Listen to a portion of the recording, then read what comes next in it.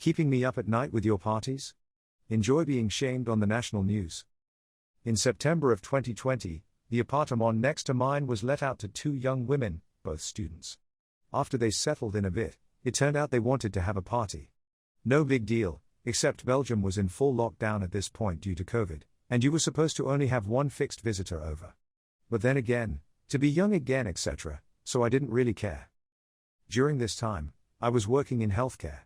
I work with the mentally disabled, but I volunteered for the ad hoc COVID team, meaning I got called upon to tend to those residents who were sick and needed quarantining, or were effectively diagnosed with COVID. This meant pretty long working hours, and I spent about 10 to 11 hours a day at work, with a full-hour bike ride to and from work. Needless to say, I was pretty tired pretty much all the time. So I wasn't looking forward to the noise from a party, but I'm pretty chill and know that living in the city, some noise is to be expected. So they are having their party, and I can stand some noise and music. But this party was fucking wild. People shouting full on, in the hallway. Wrecking things etc. At about 4 in the morning, I introduced myself to the neighbors and asked them when they could expect their company, plus 20 people, to leave. And if they could refrain from having a party the next day, as I have to work and get up at 6 every day. So they promised they would keep it down the rest of day night, they didn't, and that they wouldn't have a party the next day. Plot twist, they did have another party. And then did another one the day after. At this point, I had been going a full 3 nights without sleep and was nearing neurosis. Every night I had talked to the girls and every night they would be full of apologies and stuff, but nothing would change. I also felt terrible when I had to enter their place, because it would be absolutely packed with people and I work with some very vulnerable people at work who I wouldn't want to spread COVID to.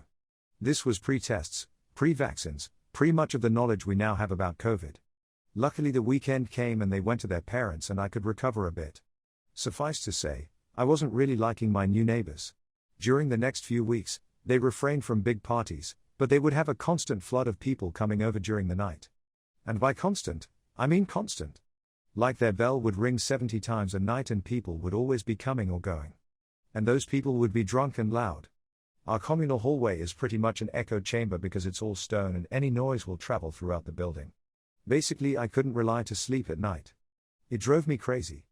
I could only sleep Friday through Sunday, because then they would go off to their parents or whatever. I couldn't grasp how they could know this many people that would always be coming and going.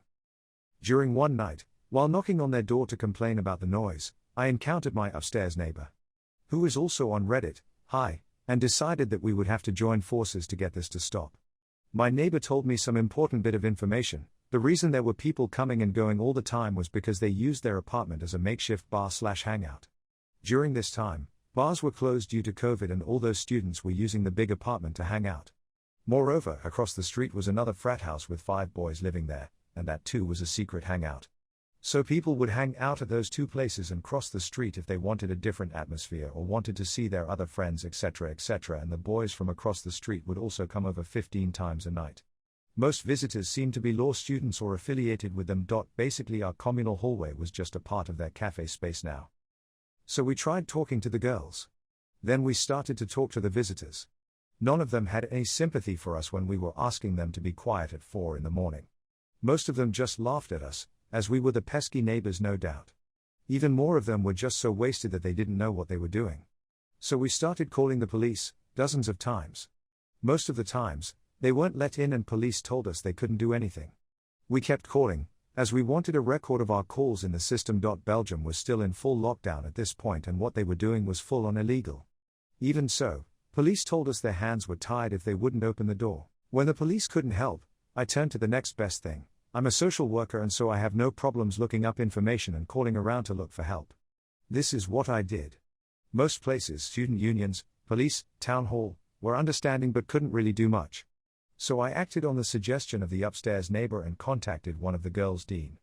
I shot him a nice email about sorry to have bothered him and taking up his time, but I had this big group of students from his faculty ganging up every night and maybe he wanted to know about it since they were breaking every possible COVID rule that existed at that time. Especially since me and my neighbor were about to go to the papers with this story, as secret lockdown parties were becoming a thing in the papers at this point. This dean called me back right away and we had a nice talk about our problems. He told me he was on it. So basically what he did was call the law student girl, and her parents. Big drama ensued and we finally got to sit down with the girls and they finally sounded like they were sorry. Tears were shed, for which I had no patience tbh. We learned that the police had actually been inside a few times and they were issued tickets for having secret parties. Those were €300 each a pop, so no idea why they didn't just stop.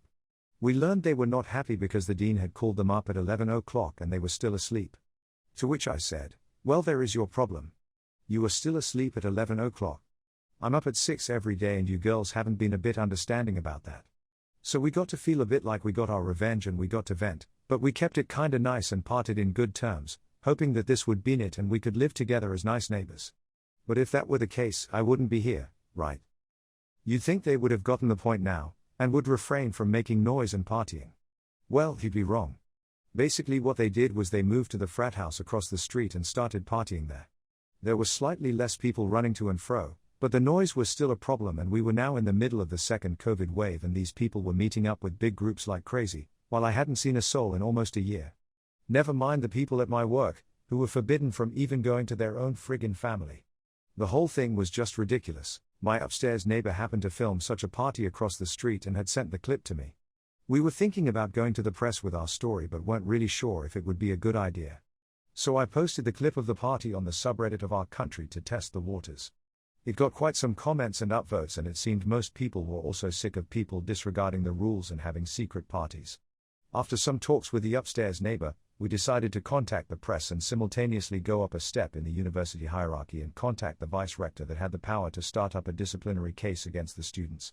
This person is one of 12 vice-rectors for a total campus of about 15,000 students, so quite high up. Things moved fast. Local news actually picked up our story from Reddit and contacted me and we gave some background info.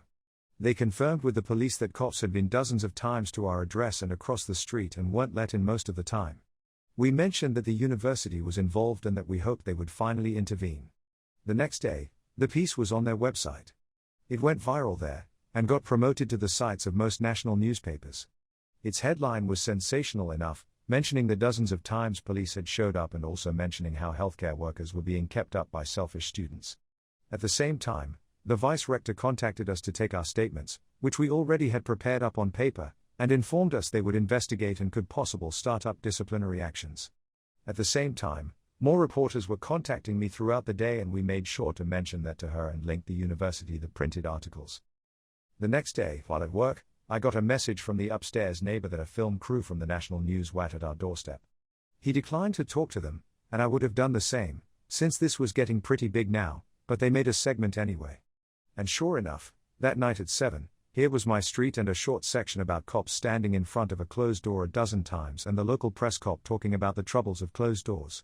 Best part about it was that a student from the offending frat house across the street had let the film crew in, and said on camera exactly what we were accusing them of towards the university, that they had been having parties and didn't let the cops in and that they had done it multiple times. No idea what made him think that was a good idea. Anyway, trying not to make a huge story even longer, the press died down some time later, thank God, and the disciplinary action from the uni went through.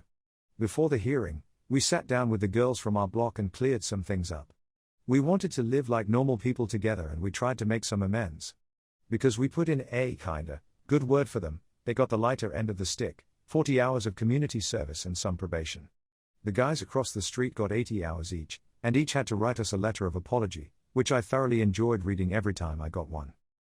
Sad part is, most of them sounded just like dumb young kids, but that was after getting called out on the news and being part of a disciplinary action. But we never wanted to escalate things this far. Some noise is to be expected when living in the same building and we were never going to go to these extremes for some expected noises. But these people went to the extremes and so we were forced to do the same. Rest of the year, a simple message on WhatsApp was enough to silence any noises we had coming from their apartment. If anything, I hope they learned that even very polite and chilled people can become very upset when presented with sleep deprivation and excessive noise. TL, Dr. Neighbor frat students party full on in COVID lockdown and I call the dean and national news on them. They get shamed in the papers and on the biggest national news station and get scolded by their university. You guys were so patient. I would burn them and throw them to social media and TV the third time if the police couldn't do anything. Well, in a student city, nobody really cares about students having a party. If your neighbor starts blasting music today, I'd imagine there is very little you can do. COVID was our way out because what they were doing was illegal and a hot topic for the press at that time. And so uni also had a stake in showing they were taking us seriously. I'm going through a similar thing right now. 2 young girls living above me and they have people coming and going all night. Stomping, shouting, doors slamming, drinking and drugs, music. Either their buzzer is going off every 5 minutes with the front door slamming or they prop it wide open leaving the block unsafe. I've spoken to them, complained to the council, complained to the building management company, the police, and it's still happening. 8 months every single night. They tried to say I just had it in for them, but when they were told there were complaints from multiple people, some from other blocks and video evidence, they have toned it down a bit. Hey. I love you. Thanks for watching. I hoped you enjoyed this Reddit audio story. It would mean a lot to me if you could like and subscribe, or better yet, leave a comment about one of the stories. Thanks, and I hope you have a wonderfully fantastic day. XOXO.